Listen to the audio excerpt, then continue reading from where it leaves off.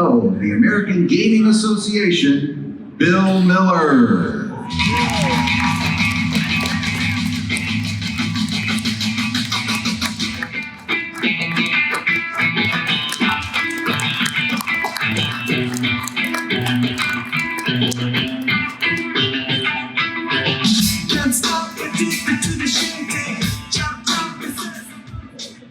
Good morning, everybody. What a great day to be in Las Vegas, and a great day to open up G2E. My name is Bill Miller. I'm here to welcome you to the 2019 edition of G2E. First, I want to get some things that are important. I'm grateful to the Sands Expo and Convention Center for hosting us here this entire week. I'm grateful for our partner, Reed Exhibitions, and certainly all my partners and colleagues at the American Gaming Association who worked so hard to put this great show together. G2E is gaming's premier event. It's a must-attend experience for industry leaders from around the world, and we have them from all around the world. What better proof is the fact that we will have over 30,000 people here this week. This is my first G2E as president and CEO of the American Gaming Association. And I've spent most of the first 9 months on the job traveling, listening, and learning. I've seen the spirit of innovation that drives this industry, the pride we take in offering world-class entertainment experience to millions of people each year, the sense of excitement we create for our guests on and off the floor, and the benefits we deliver to communities across America. I was just in Biloxi, Mississippi 2 weeks ago, learning about how the casinos were some of the first responders helping to rebuild the Gulf Coast after it was ravaged by Hurricane Katrina, even though every single one of our properties were destroyed as well. This is still remembered many years later, and we are a well-respected partner in that vibrant gaming industry. After seeing gaming's dynamic impact firsthand, honestly, I couldn't be more proud to lead the American Gaming Association at this pivotal moment in our industry's history. We have got a great agenda this week, highlighting the latest innovations in gaming and convening our industry's leading experts to drive top priorities like sports betting and responsible gaming. Over the next few days, you will hear a common theme. There are a lot of opportunities on the horizon.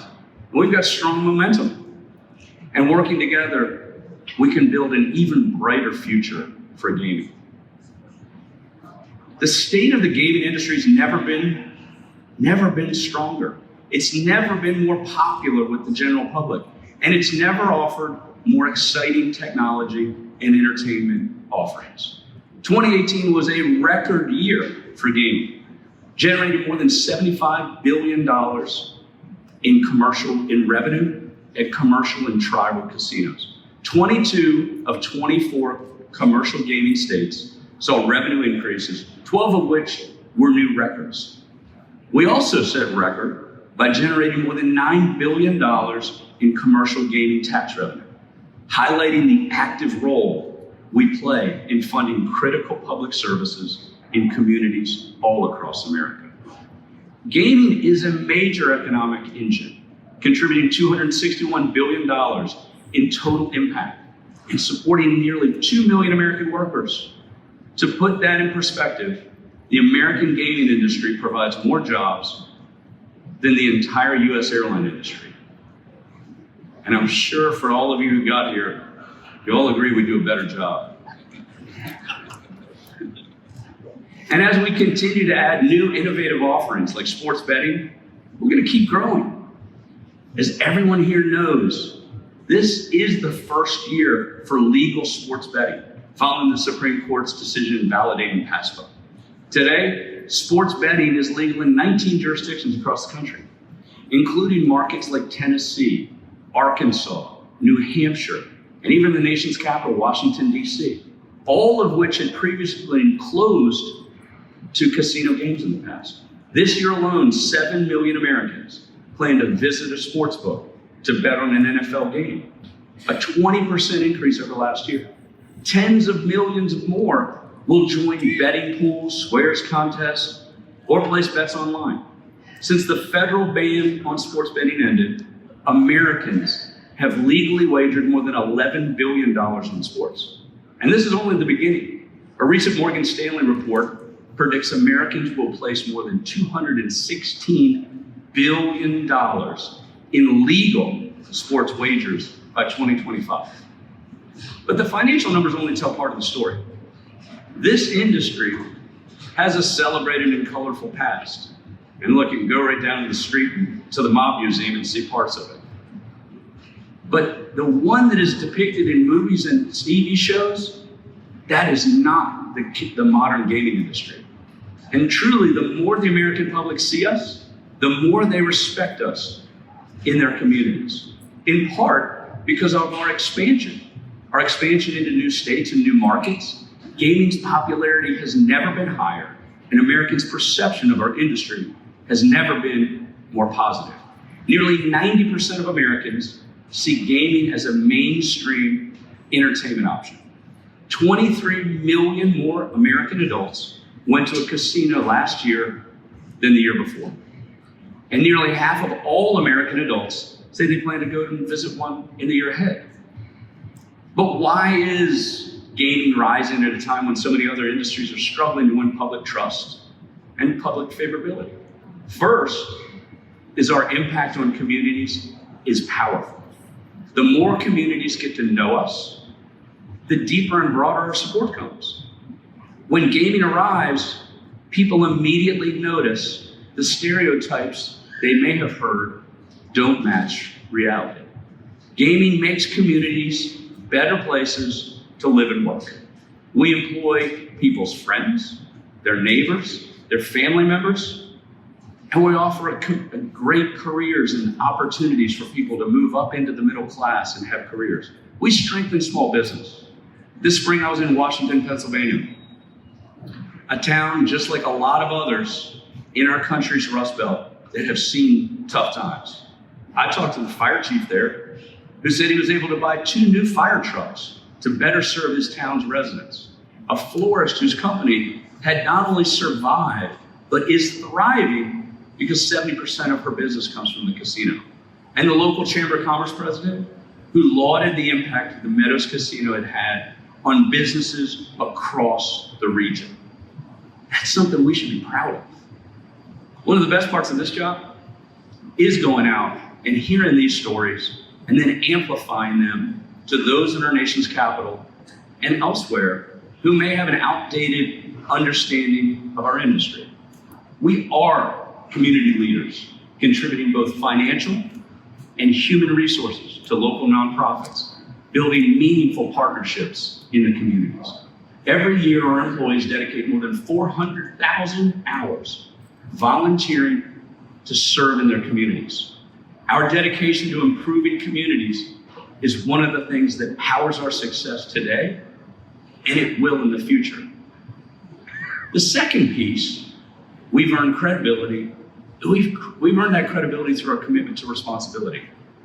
Our good standing in these communities would not exist without the premium we place on responsible gaming. No one has a greater interest in RG than we do. Our businesses depend on it, our customers count on it, and we are always looking for ways to improve it. Each year, our industry commits hundreds of millions of dollars to support enhanced employee training, customer education, and local and national problem gambling efforts. Last year, in collaboration with leading academics, NCPG, NCRG, and others, we launched the Responsible Gambling Collaborative to identify best practices in responsible gaming. And that group will convene once again here at G2E this week. But that commitment we have to responsibility extends far beyond the casino floor to the communities that welcome us as neighbors and partners. When I visited Oklahoma, I learned about the Cherokee Nation's investment in a 450,000 square foot rural health center that was set to open this year. This facility will transform healthcare in the region for generations. And Chief Baker, as I sat and talked to him, told me none of it would have been possible without gaming. Other communities see similar impact. We're supporting public schools in Maryland. We're financing fire trucks in Pennsylvania, building critical infrastructure in Ohio, and employing tens of thousands right here in Nevada. Lifting communities is the cornerstone of our responsibility, and it's why our industry continues to flourish. So the question is, how do we keep the momentum going? We know our success won't run on autopilot. We also know that the economy moves in cycles, and we've been in a great bull market for a long time. We don't take this momentum for granted. The gaming industry is made up of innovative leaders who never rest on their laurels. Later this morning, the show floor is going to open. We will see that innovation on full display, and a great example of our continued evolution. To support our growth and continued expansion, the AGA is focusing on 3 key priorities over the coming year. Number 1 is getting sports betting right. The legalization of sports betting has pushed gaming further and further into the spotlight. It's positioned us to attract new customers to our industry. It connects us to an entire new set of partners and stakeholders and a new range of digital technologies. And now that the District of Columbia, our nation's capital, has legal sports betting, the eyes of every national political leader in this country will be on us. That's a challenge, but it's also a great opportunity. We pushed hard to overturn PASPA because we understand the benefits of the legal, transparent, regulated sports betting market and the dangers of the pervasive, predatory, illegal offshore market. These criminal enterprises fund other criminal activity, taking advantage of the vulnerable, creating massive problems for law enforcement, and quite frankly, tainting legitimate gaming operators. We will continue to work closely with our partners in law enforcement and regulatory communities to identify bad actors, hold illegal operators accountable, and stamp out illegal gambling. But we want to raise the bar even higher. We're going to make sports betting a showcase of our industry's commitment to responsible gaming. Right after the Supreme Court invalidated PASPA, the AGA expanded our responsible gaming code of conduct to include sports betting. Then, on the 1-year anniversary of that decision, we rolled in a new industry code for the responsible marketing and advertising of sports wagering. Since the court's ruling, more than 50 commercial partnerships have been formed between gaming companies and the newcomers to our business. Leagues, teams, arenas, etc. All of these partners understand there's a great opportunity. They do not fully appreciate what the responsibility that they have, but we're going to make sure that they do. All of us involved in sports betting, from operators to leagues, technology providers, to broadcasters, have a role to play in making sure we get this right. Number 2, we really need to translate our growing public support into stronger political influence. Today, 2/3 of American electorate, 68%, live within 50 miles of a casino. As our footprint continues to grow across America, local leaders and residents recognize the value we deliver in communities. They see us as good neighbors, important employers, and reliable partners. We took our Get to Know Gaming campaign recently to Iowa, and a business leader in Council Bluffs captured the sentiment perfectly, saying, every segment of our community has benefited from the casinos being here. Too often, this great local story gets lost in translation from the community to the state capitol, and then certainly to Washington, D.C. While their constituents see the important impact we deliver, many in Congress remain mired in outdated stereotypes. Our intent is to change that. The AGA will get the industry's message out. We will champion gaming in our nation's capital and all across the country. And we're going to make sure that policymakers' views of our industry aren't defined by what they've seen in TV or movies, but rather than by the real impact we're having in their congressional districts and their states. Through job creation, through tax revenue generation, and critical infrastructure development. And finally, number 3, we really need to modernize how we do business.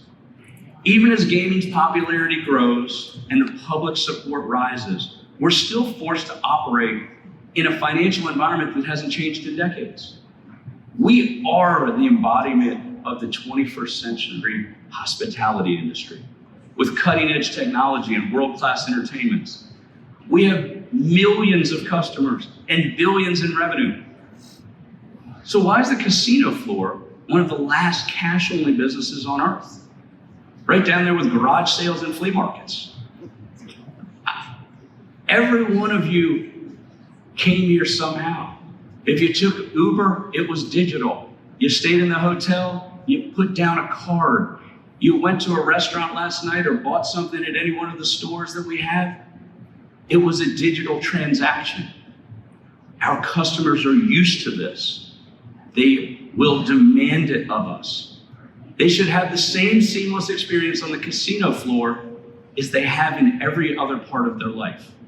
Giving our customers a choice in how they pay won't just enhance their experience. With today's technology, we can empower consumers with the tools they need to set budgets, time limits, and other safeguards that promote responsible gaming.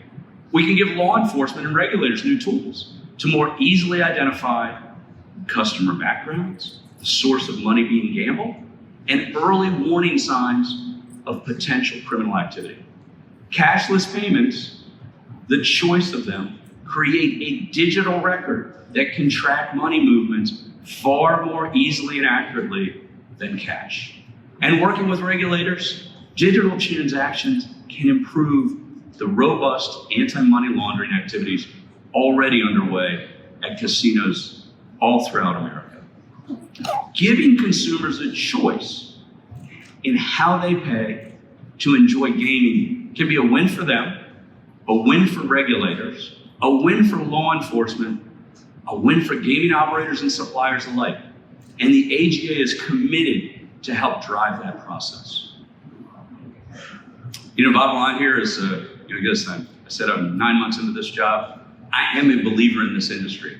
I'm more excited about this job than I was on my first day. I believe as an industry, we're riding on a very powerful wave of momentum and public acceptance. Our mission at AGA is to build on it. You're doing important work every day in your communities. We're going to make sure that elected officials know what you're doing. We're going to champion gaming's impact in communities. We're going to turn that impact into political influence. We're going to advance a regulatory environment to help you innovate and deliver an even greater experience for your guests. And we're going to work to open up new opportunities, whether they be here in the US or in places like Japan or Brazil or Latin America or other places in Asia. We're here to help, and we intend to be helpful. On behalf of everyone at the AGA, I look forward to working with you to make that future a reality. And honestly, that work starts this week here at G2E. Thank you very much.